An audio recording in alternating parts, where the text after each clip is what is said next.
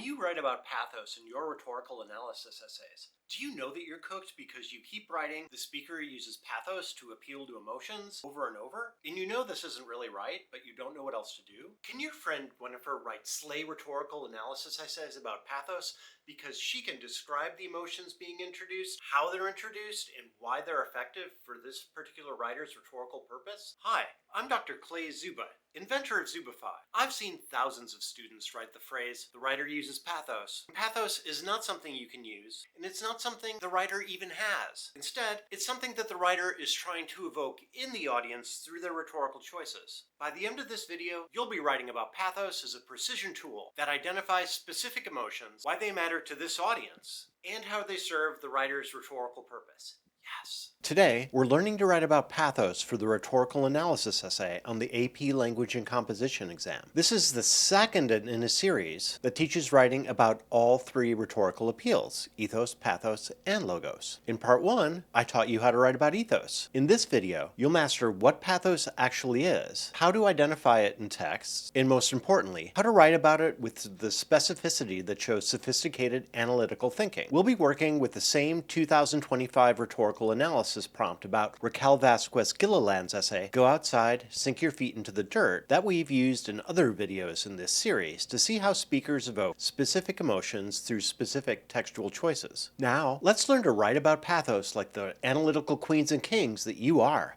Yes. You've probably learned that pathos is one of Aristotle's rhetorical appeals, and that pathos corresponds to emotion. But pathos is not emotion, and pathos is not something that speakers use or possess. Emotions live in the audience, not in the text. When you write about pathos, if your instinct is to write something, or some variation of, the speaker uses pathos, then you're doing it wrong, and also showing that you're thinking about pathos wrong. But that's okay. I'm here to help you. See, a speaker cannot use pathos because emotions are not tools. They're responses that exist in readers' and listeners' minds. This might seem minor, but if you're thinking this way, you're thinking about persuasion wrong, and that's going to show up in your writing. And you need to shift your thinking right now. Speakers don't use pathos. Writers don't use pathos. Speakers make specific rhetorical choices attempting to arouse or evoke specific emotional responses in their audience. A speaker doesn't have sadness that they use in a speech or essay and then put it in you. They might share a tragic story, use mournful language, or describe devastating circumstances. All rhetorical choices designed to make you feel sadness. The pathos is in you, not in them. That's why when you write about pathos, your evidence and analysis must identify both the textual choice and the specific emotional response that it's designed to create. A speaker or writer can appeal to pathos through several types of textual moves.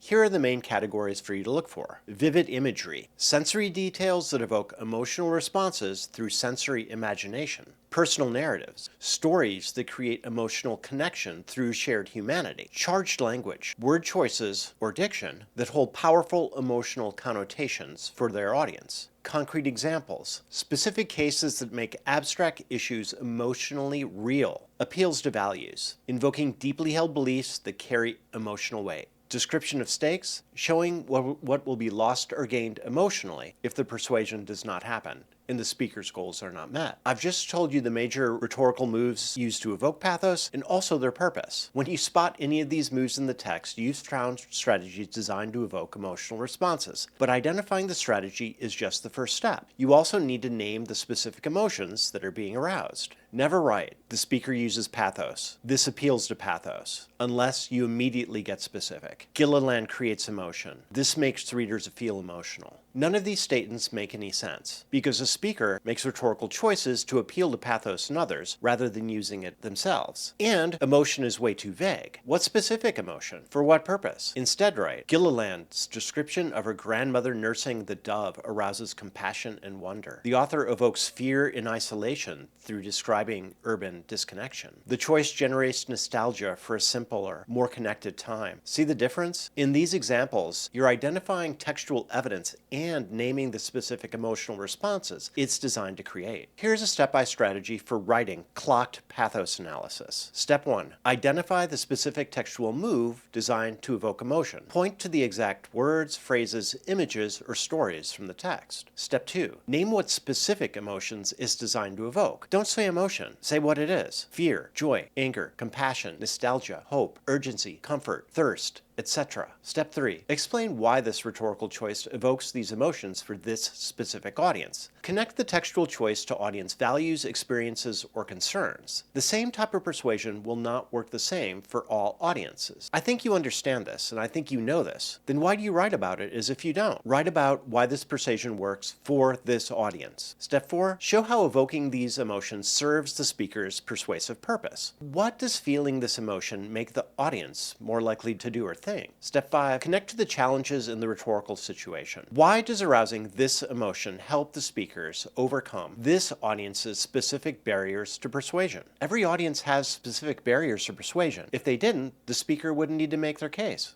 The best Pathos analysis shows why evoking this particular emotion matters for this rhetorical situation and moves this audience toward the speaker's purpose. That will earn you sophistication points on the AP Language and Composition exam. Say, are you enjoying this video? Are you learning? That's amazing. You should drop a like and subscribe so that you and others just like you can learn and grow through the power of Zubify. Yes. Here are 3 sample student examples, all of them writing about pathos, from cooked to better to clocked. Gilliland uses pathos in her essay. She appeals to emotion by telling stories about her grandmother, which creates feelings in the readers. The pathos works because the peoples have emotion and the stories are emotional. By using pathos, she makes readers feel things, which helps persuade them to agree with her argument about nature. This wasn't super great. In fact, it's completely cooked. It said uses pathos without identifying what emotions, and it describes stories as emotional without naming specific feelings, and it shows zero understanding of how or why these emotions serve persuasive purposes. Here's a better example. Gilliland evokes nostalgia through her description of her grandmother nursing a dove back to health. She writes that she has an earliest memory of sitting on my grandmother's cracked concrete porch, watching one of my many doves she had nursed back to health land in her raised hand. This vivid scene creates feelings of warmth and longing for simpler times when humans had closer connections with nature. By making readers feel nostalgic, Gilliland makes her argument about reconnecting with nature more appealing. This is better. It identifies specific textual evidence, names specific emotions, like nostalgia, and it attempts to connect it to a persuasive purpose. But it's still not explaining why nostalgia works specifically for this audience of urban New York Times readers, or how it addresses their particular rhetorical challenges. Here's a clocked example. Gilliland evokes nostalgia and wonder to overcome urban readers' resistance to nature by framing it as recovery rather than burden. She describes her, quote, earliest memory of, quote, sitting on my grandmother's cracked concrete porch, watching one of the many doves she had nursed back to health land in her raised hand. The phrase earliest memory signals a foundational experience that shapes identity, activating nostalgia by connecting it to readers' own formative childhood moments. The tender image of a dove landing on her grandmother's raised hand evokes wonder at intimate human-nature connections, while nursed back to health suggests caregiving healing that urban professionals associate with lost intergenerational wisdom. For you New York Times readers who experience modern life as isolating and artificial, this nostalgic yearning transforms nature connection from one more exhausting task into a recovery of something precious they've lost. The wonder evoked by the grandmother's almost magical ability to heal wildlife simultaneously addresses urban skepticism about indigenous practices. By presenting them as beautiful and awe-inspiring rather than practical, Gilliland makes readers desire what she's advocating. These combined emotional responses overcome the barrier of viewing nature engagement as innovation requiring effort by positioning it as a return to meaning and magic that already once existed. Clock it! This example identifies specific textual choices, names precise emotions, explains why the emotions work for New York Times readers specifically, and it shows how evoking these feelings serves the larger rhetorical purpose within the situation. You probably noticed that that was a lot. It's probably more than it's your instinct to write, but I think that's only because you're not used to writing so much about the rhetorical situation and the rhetorical challenges that the speaker is trying to overcome. If you want to write sophisticated analysis, you'll have to get used to doing this. As you're writing, watch out for these common pathos mistakes. Mistake 1. Writing uses pathos without explaining the specific textual choice or emotional response. No one can use pathos. One can only make rhetorical choices to appeal to pathos in others. Mistake 2. Being vague about emotions. Saying creates feelings instead of naming fear, joy, anger, compassion, things like that. Mistake 3. Not explaining why this emotion matters for this particular audience in this particular situation. Mistake 4. Forgetting to connect the emotional response to the speaker's larger persuasive purpose. These last two mistakes, mistakes 3 and 4, these are the mistakes most commonly missed by writers who otherwise know how to write about pathos. When you identify specific emotions and show how they work within rhetorical situations to serve persuasive purposes, you're demonstrating sophisticated analytical thinking. Yes! Remember, pathos isn't something speakers use. It's an emotional response they try to evoke through specific rhetorical choices. In rhetorical analysis, your whole job is to identify those choices, name the specific emotions they're designed to arouse, and show why evoking those emotions in this specific audience serves the speaker's persuasive purpose. Next up, we'll tackle writing about logos with the same level of precision and sophistication that you've learned to write about pathos and ethos. Remember to like and subscribe. Thanks for watching Zubify. Come back for more Zubify.